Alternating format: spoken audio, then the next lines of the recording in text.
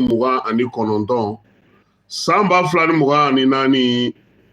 an ka kibaruyaw bi sɔgɔmadalama an bɛna taa Tɛnza Watɛni Mali wolomasiri tabaw ni jugawale bamacawale kɛbaw unu karila ɲɔgɔnna ye kari ɲɔgɔnna yi a wolola min na bɛɛ lajɛlen ye i ta sɔrɔ a la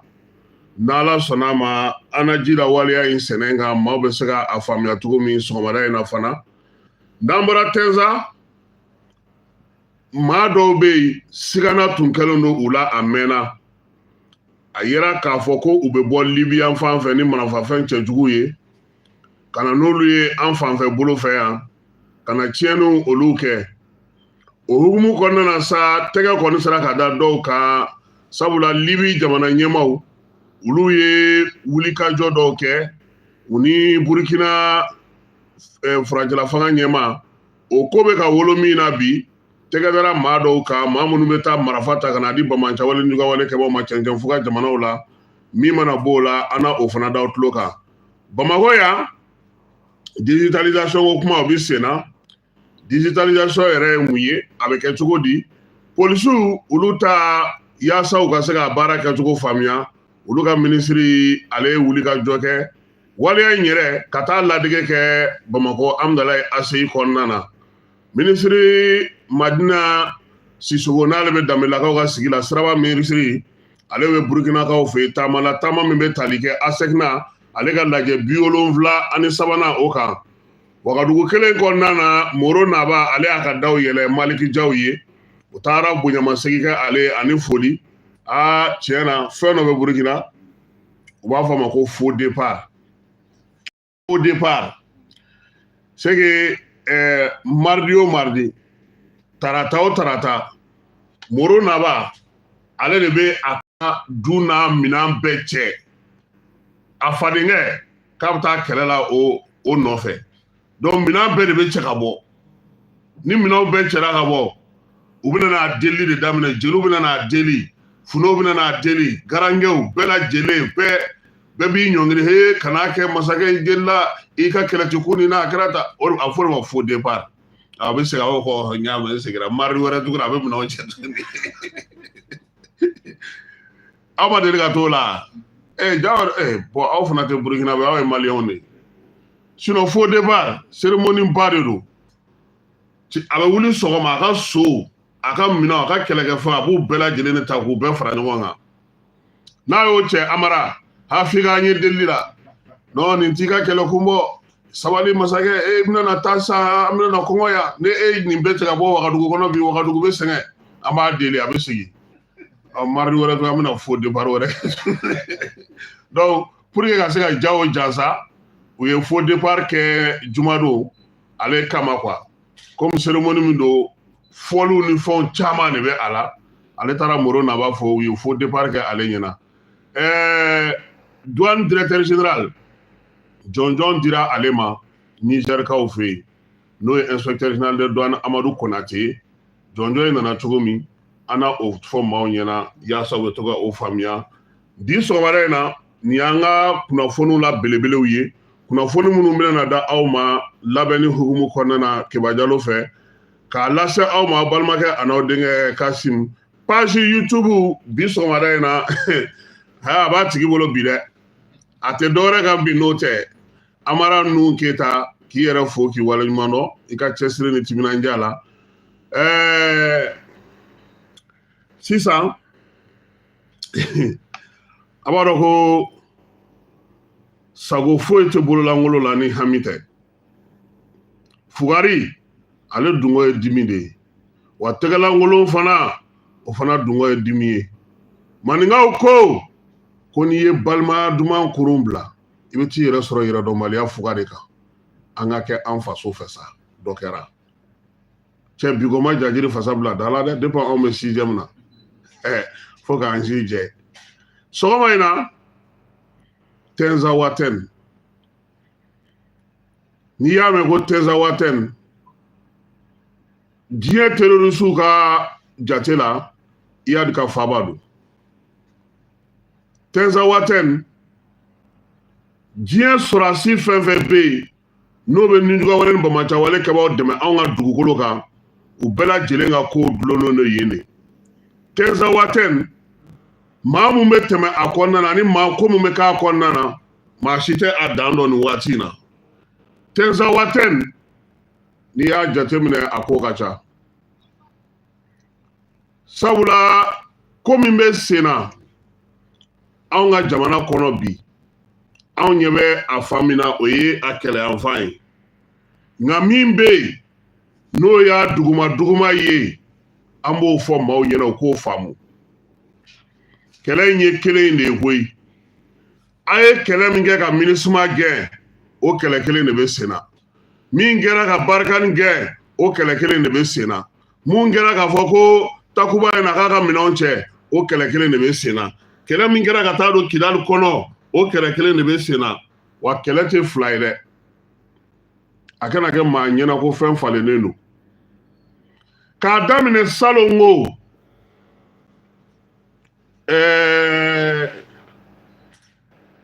salon ko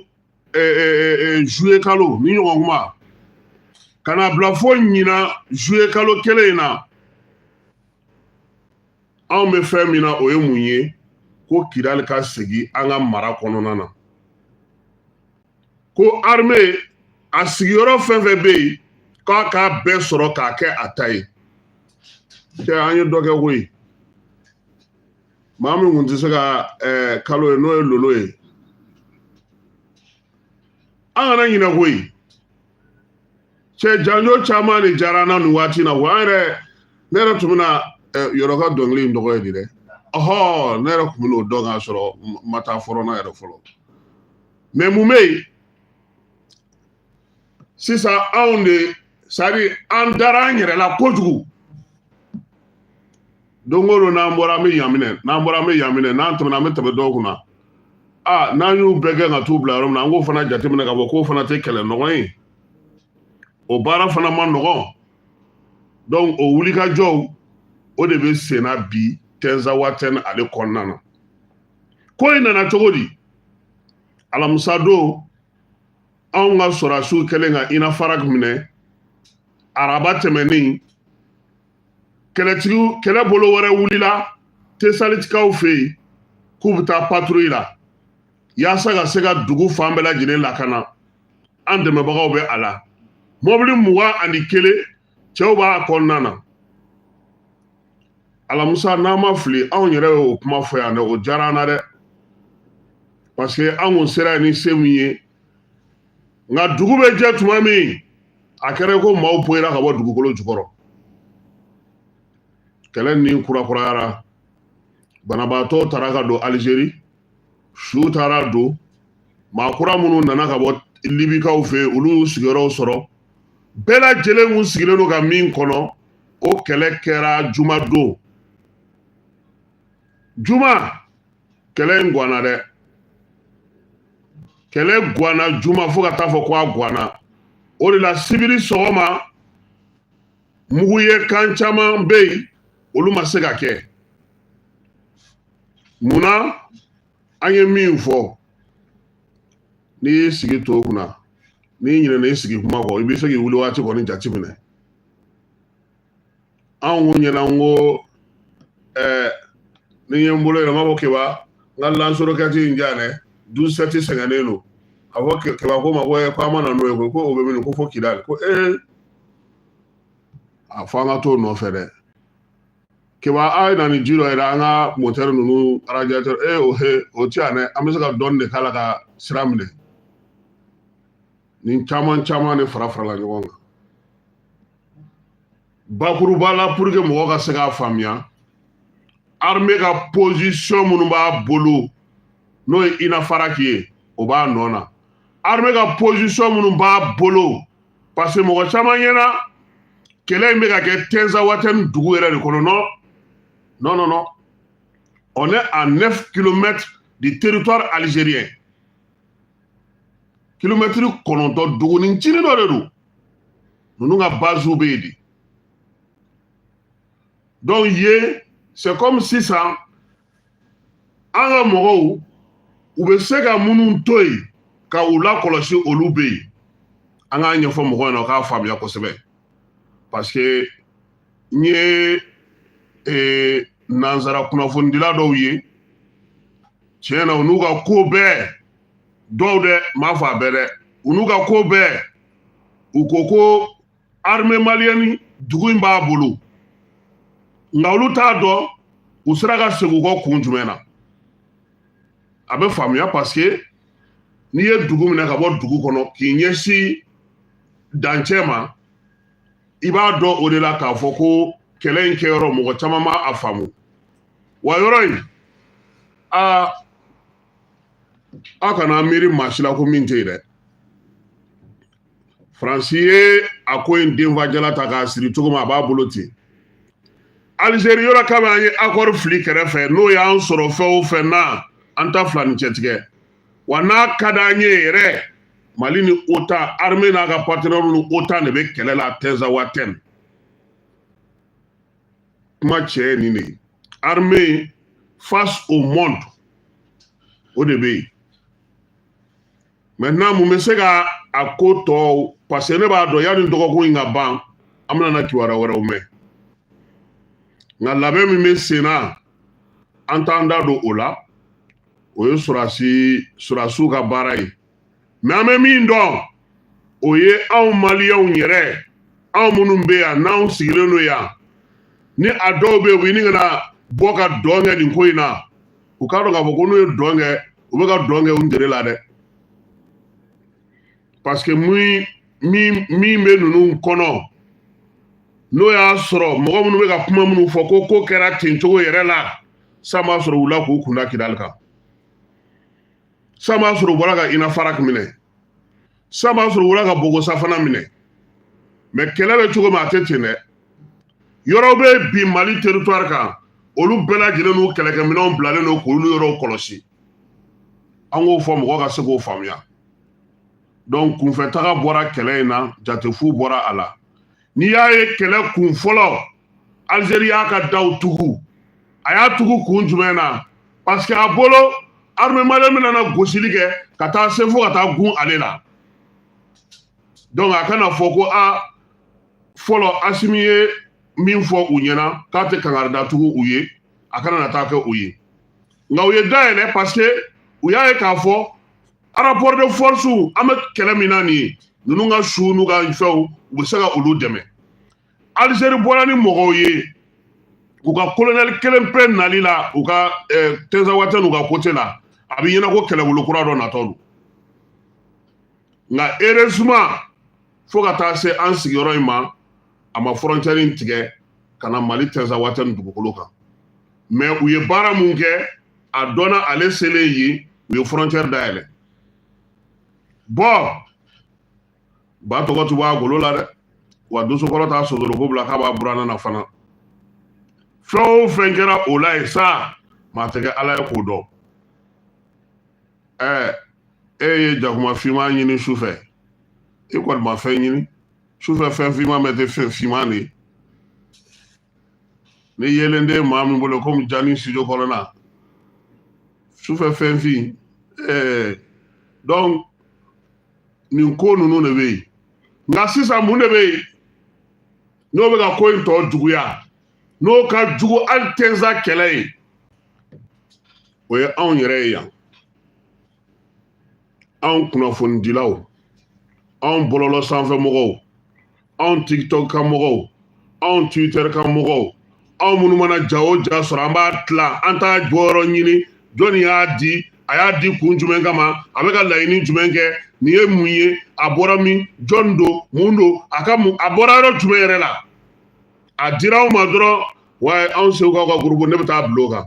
dɔw bɛ taa bila Sikasokaw ka groupe kan o fana bɛ ta olu fana bɛ taga di dɔɔni dɔɔni fo jamana bɛɛ ja bɛ wuli kɛlɛ in ye o de ye sisan parce que ko wɛrɛ bɛ ko in na o ye ka furancɛla fɛngɛ maaw mangoya Bamako yan wulikajɔw ka se ka sɔrɔ maaw fɛ maa minnu bɛ yen n'u ye ko bɛɛ ɲɛɲini n'u ma se k'a ɲɛ sɔrɔ ko in kɔnɔ ka dun dɛ c'est pourquoi a y'aw kɔlɔsi aw ka téléphone na tile fila in na dɛ ne kɔni ta ye kangarida ye baara min bɛ sen na ne ta ye k'a fɔ mɔgɔw ɲɛna u ka se k'a faamu n'i welela kana ɲininkali kɛ wele kun b'i la dɛ i ka TikTok i ka Twitter i ka WhatsApp i ka Instagram i bɛ fɛn o fɛn kɛ n'a kɔni numéro n'a fɛn barajuru bɛ Mali la yan i sigi n'a ye ko bɔlen do i kalama bɔkɛlen do i kalama i ni minnu bɛ k'a kɛ u dɔɔni wa n'i welela i kana ci tɔgin tɔn fɔ dɛ bi a minɛnw b'an ka mɔgɔw bolo a se b'u ye bi dɛ n m'a fɔ se bɛ b'u ye nka se dɔ b'u ye bi ka baara dɔw kɛ o hukumu kɔnɔna na an b'a ɲini an ka jamanadenw fɛ an yɛrɛ kana kɛ n yɛrɛ ye k'an furu fara parce que ka kɛ n yɛrɛ ye k'i yɛrɛ furu fara mun na fɛn mun bɛ yen e ni mɔgɔ minnu bɛ ɲɔgɔn na olu ka laɲini ye min ye olu bɛ fɛ ka min kɛ olu bɛ fɛ ka min lase e bɛ yan e bɛ ka o lase ka ban olu bɛ mun wɛrɛ ɲini tuguni ne bɛ gurupu dɔ kan n yɛlɛn'o fɔlɔ u ye kangari min da ko bɔn ko aw maliyɛnw an y'a mɛn ko n'aw yɛlɛla gurupu kan dɔrɔn aw bɛna n'aw ka jamana kungo ye ko aw ka jamana kungo tɛ fɔ yan dɛ yan ye journaliste d'investigation ka forum de ye fɛn mun bɛ yan an ka règlement filɛ nin ye o kalan fɔlɔ wa an bɛ kangari da i ye siɲɛ kelen de n'an ye fɛn ye yan i tɔgɔ la i k'a bila i kunna k'a fɔ i bɛ bɔ gurupu in kan o don bɛɛ mɛ an ka gurupu kan mun bɛ yen gurupu yɛrɛ bɛ sigi ko pour que ka mɔgɔw buruja ka mɔgɔw nɛni ka mɔgɔw lafu jɛw bɛ sigi o kama mɔgɔw b'a kan minnu bɛ jamana kɔ kan fɛn minnu ka d'u u ka futinɛma ko u b'a bɛɛ lajɛlen bila a kan fɛn o fɛn bɛ yen ko i b'a ye k'a bɛ ka sanga sɔrɔ yan mɔgɔw de fana bɛ yan anw fɛ yan minnu fana saralen don o baara kama k'a sinsin k'a bolo don ka se ka a bila sen kan an bɛna hakilila jigi kɛ Asimi Goita a kun ye laseli dɔ kɛ ka kɛɲɛ ni nin ko in ye a man jan kosɛbɛ nka an ka jɛ an ka jamanakuntigi ale hakilila lamɛn a ko kan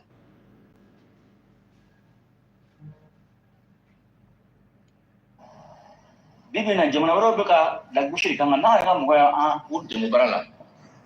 bibi na o b'an ka sɔrɔsiw minnu bɛ sa u b'u su bila réseau ni fɛnw kan an ka mɔgɔw b'o partage a bɛ ka terroriste ka mɔgɔw ka lycée ka mɔgɔ tɔgɔ fɔ karisa sara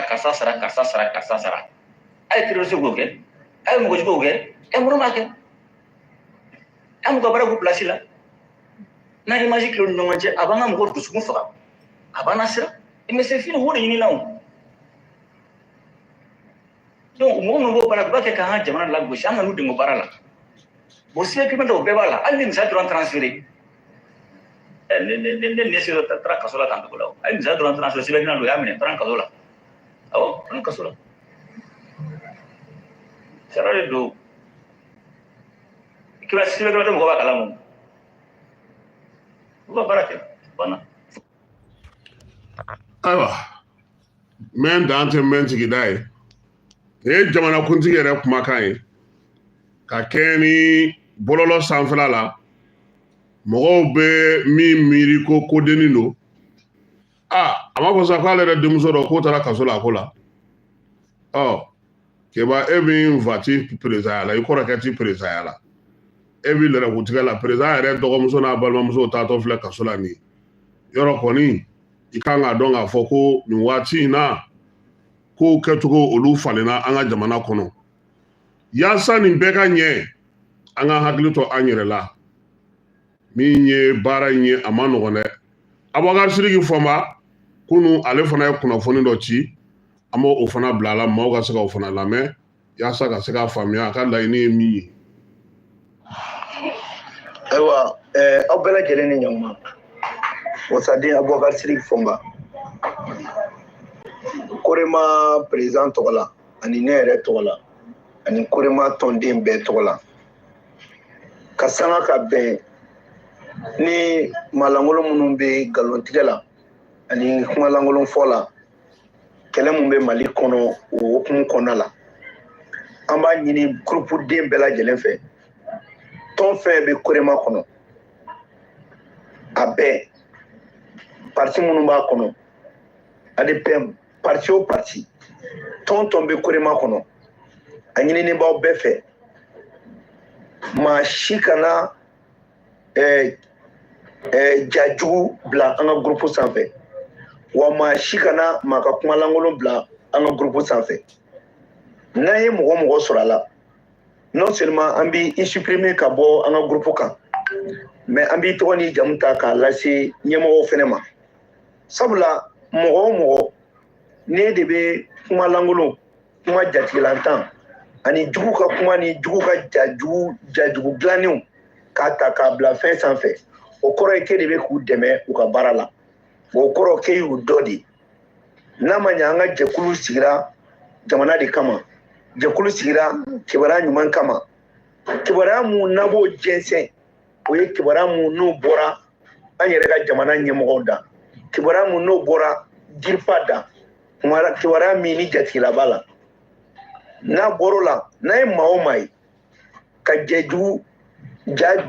kumakan kolon bila groupe sanfɛ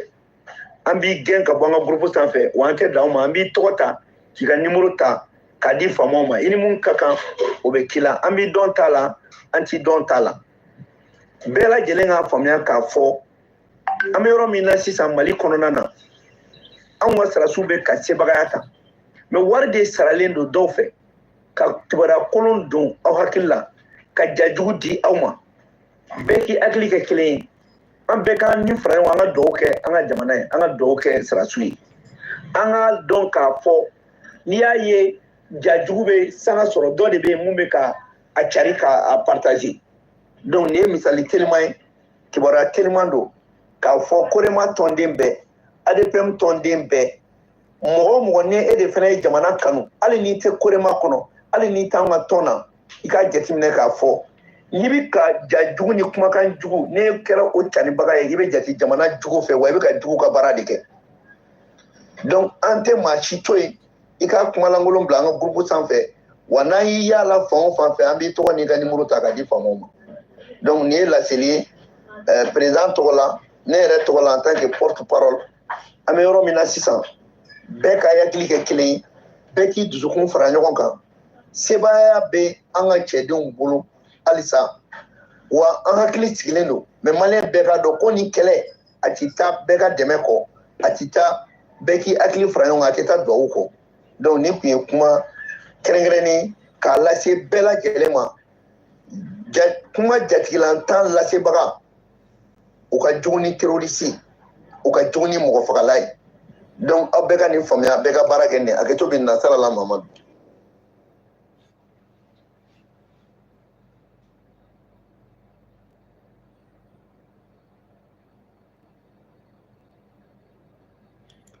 Ayiwa nin tun ye Abubakar Sidiki Fama kumakan ye Abubakar Sidiki Fama ale y'a ka laseli kɛ nka an balima wɛrɛ bɛ yen o fana ye laseli kɛ ka taga nin hukumu kelen kɔnɔna na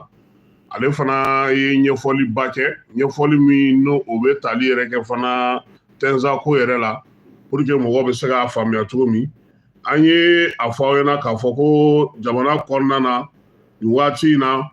maa caman de bɛ yen minnu kun jɔrɔlen nka an b'a f'u ye k'u hakili kɛ kelen ye jamana ɲɛmɔgɔw bɛ baara mun na min ye waleya mun filɛ nin na a bɛ ka kɛ an ka jamana kɔnɔfɛn fan fɛn nin ye a ko bɛɛ lajɛlen kɛlen don hukumu kɔnɔna na a bɛrɛ bɛnnen don a jateminɛnen wa min ye hakilinaba minnu fana bɛ yen ni baara kan ka kɛ n'o ye don nataw la fana faamaw b'o o baara fana kan yaasa bɛɛ lajɛlen bɛ se cogo min na ka faamuyali sɔrɔ nin ko in na armée a m'a bolo jigin a t'a bolo jigin wa a bɛ to a ka kɛlɛ la fo don min n'an ye wasa sɔrɔ i n'a fɔ an yɛrɛ bɛ ka a laɲini cogo min baara mun bɛ ka kɛ ni o fana hukumu kɔnɔna ye sabula bi jamanaden fanba olu miirina ko ye min ye o ye nin kɛlɛko in de ye kɛlɛ in dun fana a ma nɔgɔn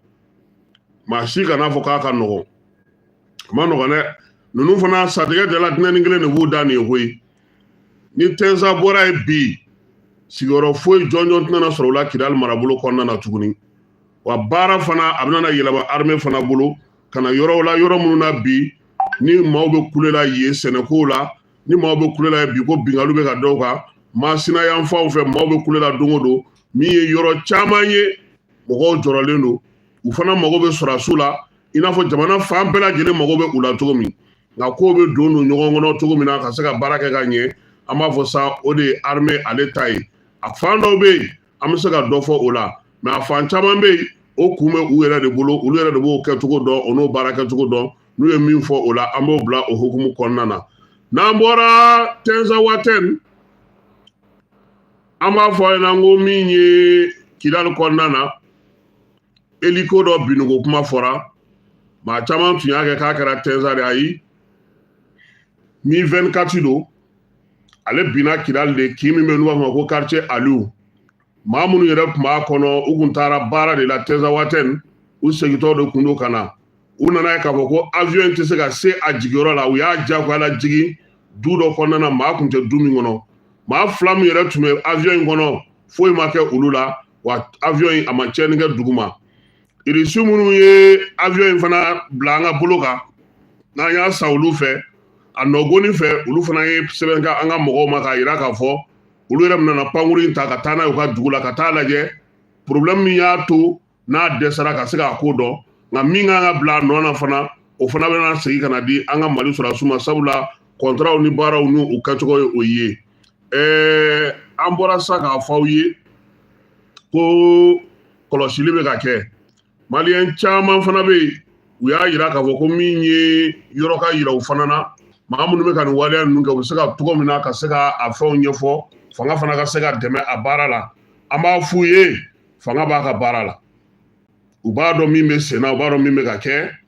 a ma se an ka wuli ɲɔgɔn nɔfɛ o la tuguni o ko kɛcogo ɲuman o bɛ u yɛrɛ bolo narakaw fɛ yen banbanciwale n'u ka wale kɛbaaw u dagayɔrɔ dɔw tun bɛ Muruja min ye wolomasiri tabaw ye Mariya Sina ka maaw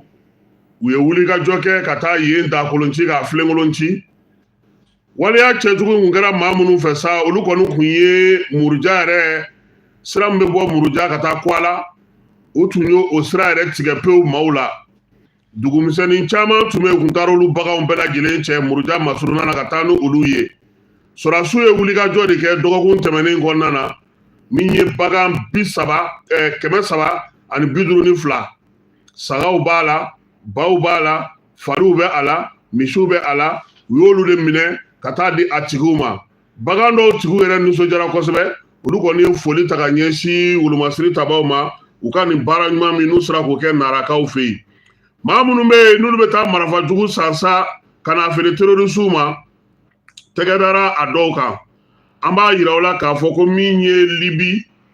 ale jamanakuntigi n'o ye Général Khalifa Haftar ye ale denkɛ o kun taara taama na nin juillet kalo in na min ye Burkinakaw fɛ yen u ka 77 n'o ye compagnie ye an'u ka brigade min bɛ yen n'o ye 128 ye o de ye wulikajɔ kɛ Libi yɛrɛ marabolo bɛɛ lajɛlen kɔnɔna na ani Libi laminiw bɛɛ lajɛlen na u kɔni taara bɔ maa dɔw ka sa maa minnu bɛ yen n'olu ka baara tɛ foyi ye ka marifajugu k'olu san ka na u feere ni jugawale ni bamancawale kɛbaaw ma anw fanfɛ jamana ninnu bɛɛ lajɛlen kɔnɔna na vagabond ninnu n'o ye bandi ninnu ye sa a yera k'a fɔ ko siya caman mɔgɔw de faralen don ɲɔgɔn kan ka bɔ jamana caman na marifa minnu minɛn'u bolo hakili la Amara ina tila ka o jaw yira maaw la sabula a marifa ne yɛrɛ tɛ ninnu dɔw tɔgɔ dɔn yɛrɛ o nin dɔ b'a la o cɛ ka jugu dɛ donc olu mɔgɔw tɛgɛ de sera ka da olu kan sabula u ka marifa feere yɔrɔ bɛɛ lajɛlen tun ye anw fanfɛ bolo ye n'an bɔr'o la an bɛ segin ka na Bamakɔ faaba kɔnɔna na k'a yira u la k'a fɔ ko digitalisation ko kuma o de bɛ sen na nin waati in na an ka jamana kɔnɔ digitalisation yaasa ka se k'ale lawaleya minisiri damadɔni kɔni taara kabini Asimi ale ka laseli senfɛ min ye juillet kalo tile 19 président ko k'a kow larawuli baara bɛ se ka kɛ cogo min minisiri min bɛ jamana kɔnɔ lakanako kunna n'o ye général Dawudu Mohamedini ye ale kɔni ye polisilakaw ta o ladege baara dɔ kɛ Bamakɔ Amdalayi ACI kɔnɔna na polisiso min bɛ ACI kɔnɔ sa n'u b'a fɔ ma ko ACI polisiso olu bilara olu ka ladegeli kɛ aw b'a fɔ min ma sa ko simulation général yɛrɛ a yɛrɛ bɔra a ka minisiriso kɔnɔ ka taama sen na ka n'i jɔ polisiso gunnen t'ale la de u nana bɔlɔn min bɛ yen u nana maaw bila yen sa olu ka ladegeli baara in kɛ Dawudu yanni o cɛ maa mafalen minnu bɛ yen n'olu taara polisi kɔnɔna na sa yaasa ka se ka digitalisation in musaka sarali n'i ka telefɔni ye o baara la polisiw kɔnɔna na a y'olu wele a y'a f'u ɲɛna ko jamanakuntigi ye laɲini min kɛ u k'u jija u k'a kɛ basigi ani lafiya kɔnɔna na jamanadenw k'u jija fana u ka se ka se sɔrɔ nin se in ko o de b'a to min ye jamanadenw ka laɲini olu bɛɛ lajɛlen bɛ sabati Dawudu y'a yir'u la fana k'a fɔ ko min ye nin baara in ye u k'u jija dɛ Ala kana nin da t'u la dɛ u k'a kɛ jɛlenya ni tilennenya kɔnɔna na yurugu a bɛna na o de dɔgɔya dunko juguya a bɛna na o dɔgɔya jamana nafolo halakili a tiɲɛni n'a walakatali a bɛna na dɔ bɔ o bɛɛ la ko o de la ale yɛrɛ na nin ko in bɛɛ lajɛlen jateminɛ ko ja kamera dɔ bɛ télé dɔ bɛ Dawudu ka bureau kɔnɔ a bɛ Bamakɔ kinbɛn a y'a yir'u la koyi a ko bɔlɔn tɛ yen bɔlɔn foyi tɛ yen ko mobili bɛ tɛmɛ yɔrɔ min k'ale sigilen ɲɛ tɛ min na ne tun b'a la o don n ko jumɛn yɛrɛ ko n'u ye mɔgɔ minɛ k'a bɛ dɔn cogo di ja a yɛrɛ bɛ minisiri yɛrɛ de bolo yen ko sisan k'a ɲininen don polisilakaw fɛ u ka se ka baara in kɛ ka ɲɛ o de hukumu kɔnɔna na sa u ye taxi dɔ ta ka maa bila o kɔnɔ k'o fiyɛ komi n'o y'a sɔrɔ a minɛna a ka wari sara k'a ɲɛ yira a la a kɔdu n'a fɛnw u ye moto taxi tigi dɔ fana ta u ye sotarama dɔ fana ta ani senama dɔw maa o maa bɛ yen sa e bɛ siraba kɔni kan sa i bɛ se ka wari in sara cogo min ani ka kɛ n'i ka hakɛ ye u y'o de ta k'o ja yira mɔgɔw la yaasa u ka se k'a dɔn k'a fɔ Dawudu kɔni ko k'ale bɛ min ɲini u fɛ nin ko in da kana to polisiw la dɛ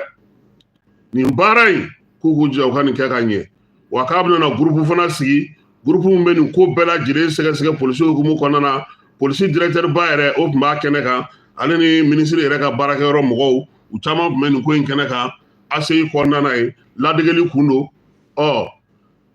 aw mototigiw minnu tun bɛ nin ko in na yen u ye mototigiw fana olu fana o de don u y'a ɲɛ yira bɛɛ de la o n'an bɔra Dawudu ka yɔrɔ la an bɛ taa Burukina nin kalo in tile 27 minisiri minnu bɛ ASACNA kɔnɔ n'o o ye sanfɛ pankuruw ye n'o ye pankuruw ye olu ka tɔn farafinna ani Madagascar olu tun b'u ka jɛɛrɛ 73 na maa min tun bɛ Mali tɔgɔ la Burukinakaw fɛ yen o jɛɛrɛ kɛnɛ kan sa o ye Madina Sisoko ye n'ale bɛ Danbɛlɛlakaw ka sigi la an ka siraba minisiri o ye ale ye ko baaraw kɛkun ye min ye ka nin kura k'o fiyɛ ASACNA la ale ka se k'a ka sannayɛlɛ baaraw kɛ cogo min ko diɲɛ kɔnɔ bi avion 100 o de kɔni bɛ munumunu saalo diɲɛ fantan ani 4 bɛɛ lajɛlen na ko juillet kalo tɛmɛnen na k'u y'a ye k'a kɛra 145 ye ko pankuru min bɛ yaala yaala diɲɛ kɔnɔ fan bɛɛ lajɛlen fɛ k'o bɛ se ka kɛ ten cogo di ko farafinna t'a ta sɔrɔ o la u ka premier ministre n'o ye Burukina premier ministre ye a ko k'u k'u jija dɛ u ka fɛɛrɛ ni dabali sigi sen kan yaasa min ye farafinna ye a tɛgɛlankolon kana bɔ nin ko in na ASACNA bɛ fɛɛrɛ o fɛɛrɛ tigɛ hakɛw ka kan jamanaw ni mun ka kan k'u ka o sigi sen kan a ye hakililajigi kɛ k'a jira k'a fɔ ko min ye Union africaine yɛrɛ ye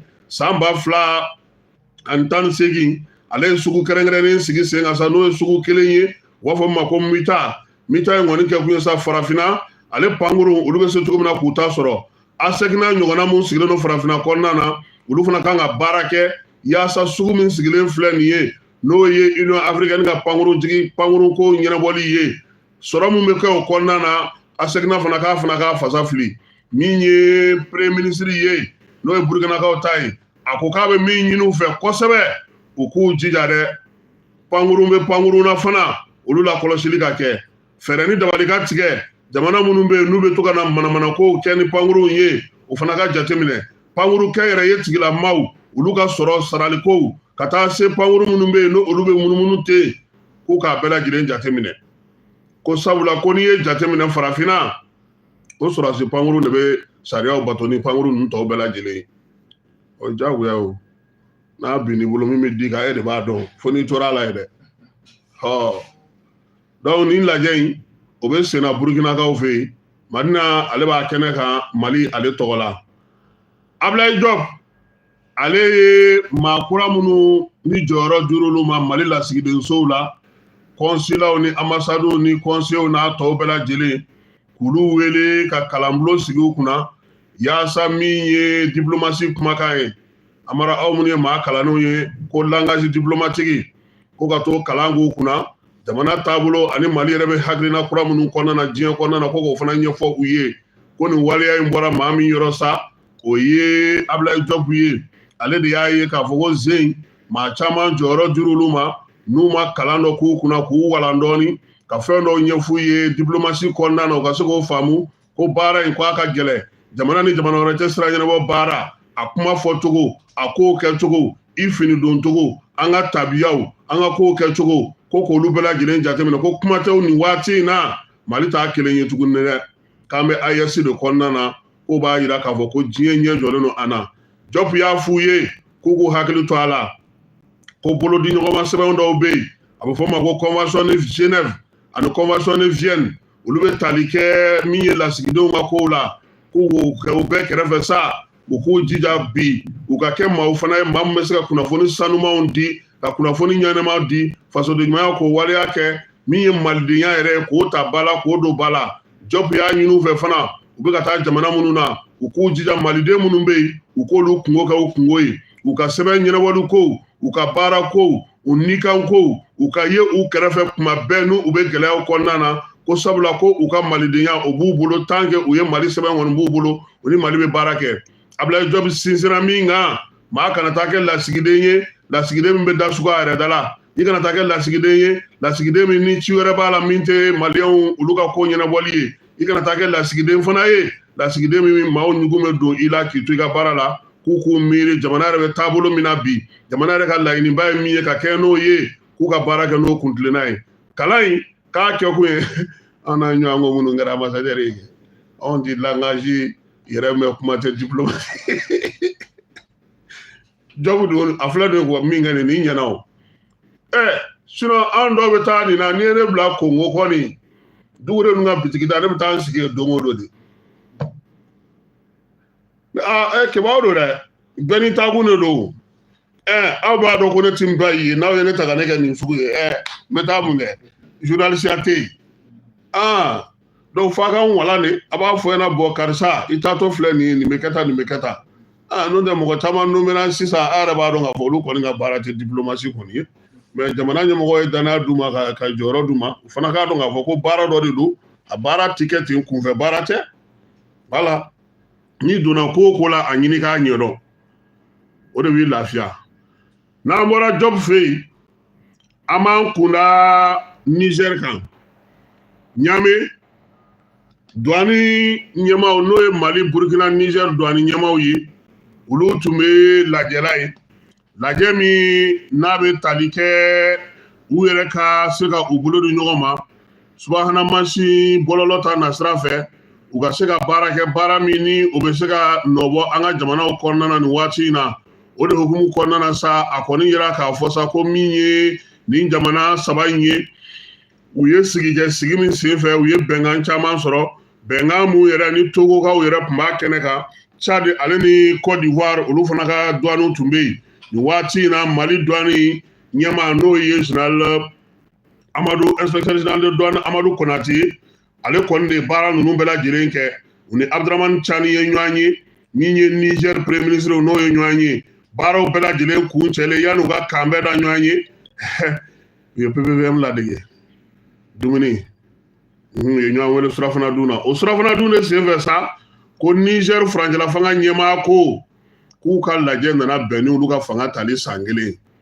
k'o kɔnɔna na olu ye maa caman waleɲuman dɔn ka jɔnjɔn d'olu ma o de la sa olu ko sa ko ka min ye inspecteur général de douane Amadou Konate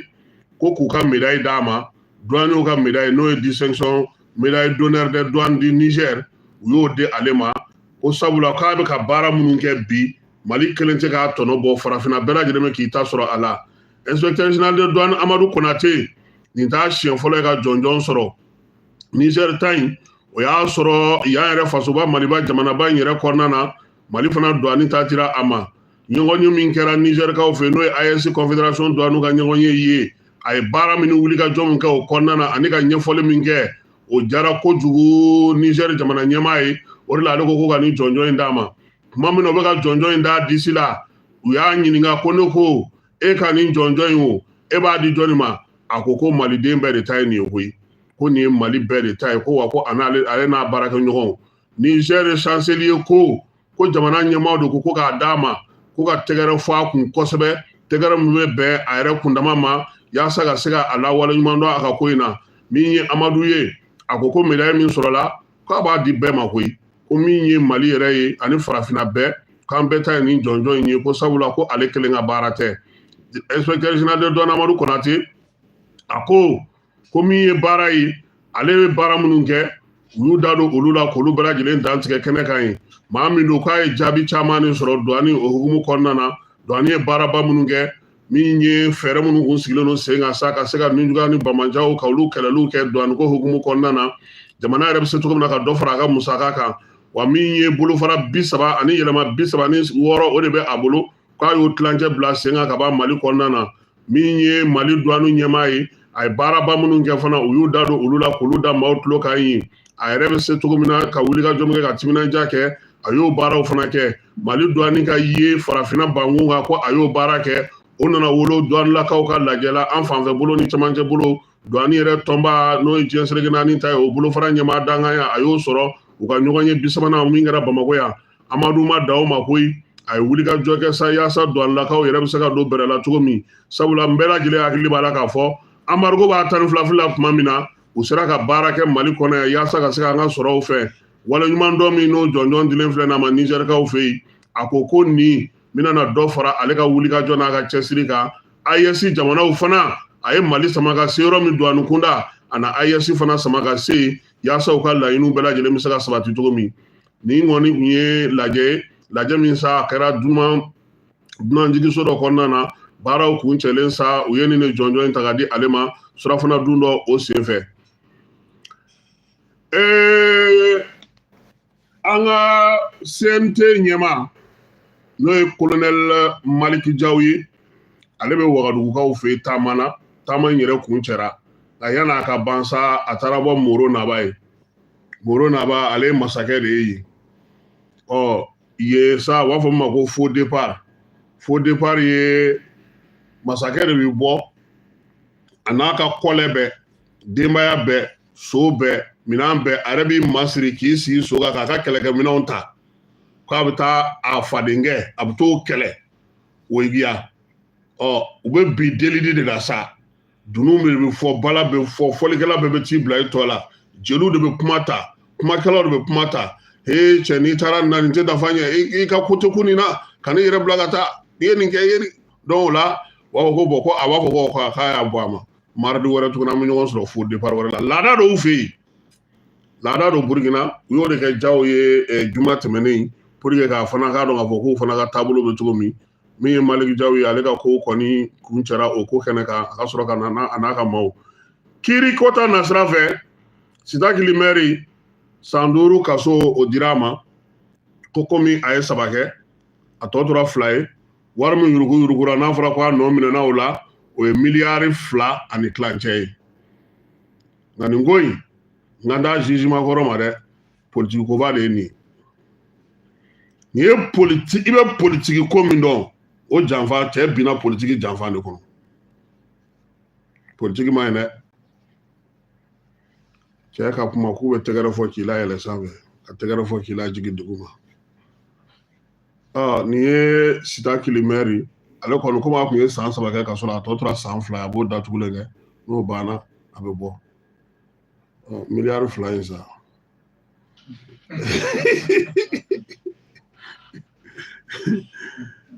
an ka maakɔrɔ dɔ bɛ yen ale ye laseli dɔ kɛ laseli min senfɛ a bɛ hakilina jigin kɛ jamana an ka se k'an hakili to a la an kana ɲinɛ an yɛrɛ kɔ cogoya si la laseli a y'a kɛ ka kɛ n'a ka hakilina di ye hakilina di min n'an b'o d'aw ma aw ka jɛ ka o lamɛn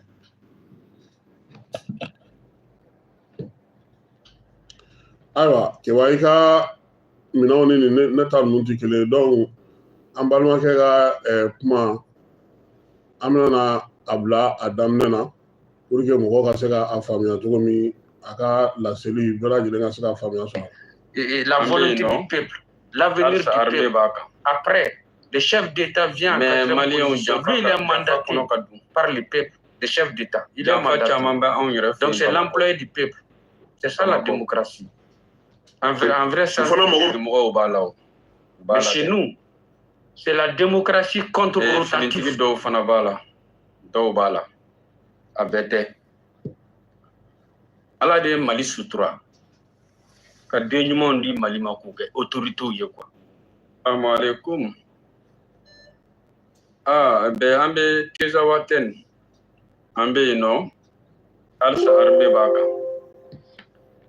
mais maliyɛnw janfa kɔnɔ ka dun janfa caman bɛ anw yɛrɛ fɛ yen Bamakɔ politigimɔgɔw b'a la o b'a la dɛ finitigi dɔw fana b'a la dɔw b'a la a bɛɛ tɛ Ala de ye Mali sutura ka den ɲumanw di Mali ma k'u kɛ autorités ye quoi. Minnu bɛ Mali janfa la hali nin bɛɛ kɔnɔna la Mali hinɛ m'u minɛ. Faransi ka mɔgɔw Faransi ye 60 ans kɛ Afrique 60 ans ni consécutive a ma hélicoptère d'attaque kelen feere farafindugu ma a ma avion de chasse kelen feere farafindugu ma a ma kɛ Faransi delila ka feere kɛ dugu min ma Maroc ni Égypte ani avion ko de delila ka tɛmɛ u ni Nigeria cɛ a banna u taara k'anw bololankolon de to foyi tɛ yen foyi Mali militaires tun bɛ entraînement kɛ ka marifa mankan bɔ u da la Ala de ye den ɲumanw d'aw ma ka autorités dan an ma sinon Mali janfa yɔrɔ ka ca frontière ka ca ni an bɔra nin dugu in na an bɛ taa nin dugu in na démocrates tun bɛ nin ɲɛnabɔ cogo di Assimi sigira fanga la juin 2021 Choguel Kokala Maïga chef du gouvernement u ye Mali kanu u ye fɛn bɛɛ kɛ pour prendre le monopole des réserves d'exportation du Mali u y'o de kɛ o de ye Mali permettait an taara an ka minɛnw feere kɔ kan minɛn t'an bolo kɛlɛkɛminɛn tɛ armée bolo ka 5 milliards de dollars sɔrɔ en 2021 ka taa armement sanni daminɛ ka sɔrɔ k'a fɔ juguw ye ka taa u ka taa a kɛra ten de démocratie tɛ se k'o kɛ dɛ maliyɛnw démocratie tɛ se k'o kɛ militaires de bɛ se k'o kɛ hali bi an bɛ kɛlɛ kɔnɔ kɛlɛ dépense ka bon an bɛ janfa kɔnɔ kow ka ca an bɛ to ka dɔw fɔ dɔrɔn mɔgɔw k'a faamu quoi effort minnu bɛ ka kɛ aujourd'hui an bɛ nin ko min kɔnɔ n'an tun ma prêt a tun bɛ gɛlɛya an bolo dɛ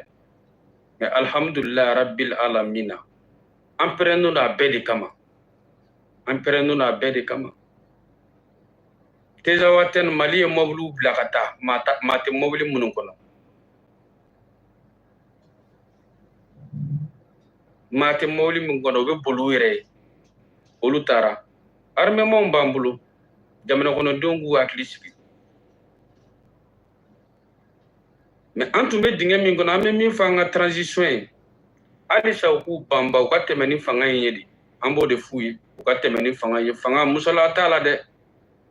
ni min mago bɛ fanga in na k'i b'a minɛ i ka taa marifa ta i ka n'a minɛ n'i mago bɛ ka fanga in minɛ dɛ i bɛ na ni marifa de ye i fana bɛ n'a minɛ dɔ kɛra sa démocratie baara bɛ kɛ Faransi ni Amérique de ye démocratie n'u ko démocratie an ka taa élection na qui finance la démocratie qui finance c'est les entreprises multinationales européennes, occidentales, qui financent la démocratie dans les élections. Qui financent les élections en Afrique? C'est les États étrangers, tels que l'Arabie Saoudite, le Qatar et autres. Bébé ka wari bena ika nafa kama. Arabie Saoudite nga wari bena pour que misiri jote dabla. Société minnu bɛ sanu bɔ k'olu bɛna wari di candidat ma n'i sigira i kana i y'a faamuya b'a la jamana ka sanu bɔyɔrɔ i kana o nationaliser minnu bɛ pétrole bɔ kɛ olu bɛna wari di candidat ma bon an bɛ bɛn a kan n'i sigira pétrole dingɛ i t'u nationaliser o de ye démocratie ye c'est tout a bɛɛ de kun bɛ fili kelen na et puis an bɛ min fɔ ka d'a kan démocratie foyi tɛ bonya a maa ninnu hakili ma tellement que tubabu ko donn'u kun na a b'a ko farafinw don farafinw tɛ dɛ tubabudenw don farafinw tɛ dɛ farafin golo de b'u la mais tubabu moteur b'u la tubabu hakilina b'u la farafin yɛrɛ ko man d'u ye ni farafin ko ka d'u ye o ye comportement min kɛ o tɛ africain ka gɛlɛya si ye o tɛ u ka jamana ka gɛlɛya si ye i tɛ se ka kɛ farafin ye ka kɛ i ka jamana den ye tu n'es pas un apatride ka kɛ e ka jamana ko foyi tɛ e touché e kɔni bɛ taa ten dɔrɔn min ka di tubabu ye e b'o de kɛ métisiw don farafinw tɛ dɛ donc an ka autorités n'a ye fanga di démocrate ma ou bien ka privilège dɔw d'u ma n'u ye kojugu kɛ jamana in na a ye jamana janfa dɛ an b'o fɔ aw ye dɛ parce que jamana kɔnɔdenw b'aw kɔ jamana kɔnɔdenw b'aw kɔ dɛ jamana kɔnɔdenw ye ko bɛɛ muɲu nin fanga in kɔ jamana kɔnɔdenw de bɛ k'a fɔ aw ye u bɛ min fɛ aw ka to yen jamana kɔnɔdenw ka kuma de don o de ye démocratie le pouvoir du peuple si u b'a fɔ k'u b'u ka démocratie fɔ olu de ko ko démocratie c'est le pouvoir du peuple c'est le peuple qui est le premier citoyen dans la démocratie après le peuple c'est l'armée après l'armée c'est les ressources de l'État pour financer la volonté du peuple l'avenir du peuple après le chef d'État vient en 4e position lui il est mandaté par le peuple, le chef d'État. Il est mandaté. Donc c'est l'employé du peuple. C'est ça la démocratie, en vrai sens du terme. Mais chez nous, c'est la démocratie contre-rotative. Des sens contraires. Nous ne voulons pas ça. Jamana kɔnɔdenw ma peresa aw kɔ foyi la. A y'a minɛ dɔɔni dɔɔni cogo min a ye taa n'a ye dɔɔni dɔɔni ten. Jamana kɔnɔdenw de b'aw kɔ. Ni jamana kɔnɔdenw t'aw kɔ a tɛ kɛ ten koyi. Démocratie bɛ ka janfa mun kɛ jamana kan nin tɛzan watani ko in u b'a la dɛ u b'a la bi u b'a la sini a bɛɛ tɛ caman de b'a la dɛ donc a y'aw janto aw yɛrɛ la musalaya tɛ fanga mara dɛ surtout ni révolution diɲɛ bɛɛ b'aw contrôle la diɲɛ bɛɛ nɔninen don bi a y'aw banba jamana ninnu kana tila la ni jamana ninnu tila la a ye ko se jamana kɔnɔdenw ma dɛ parce que ni démocrate ninnu mana jamana sɔrɔ u bɛ ko da maliyɛnw kan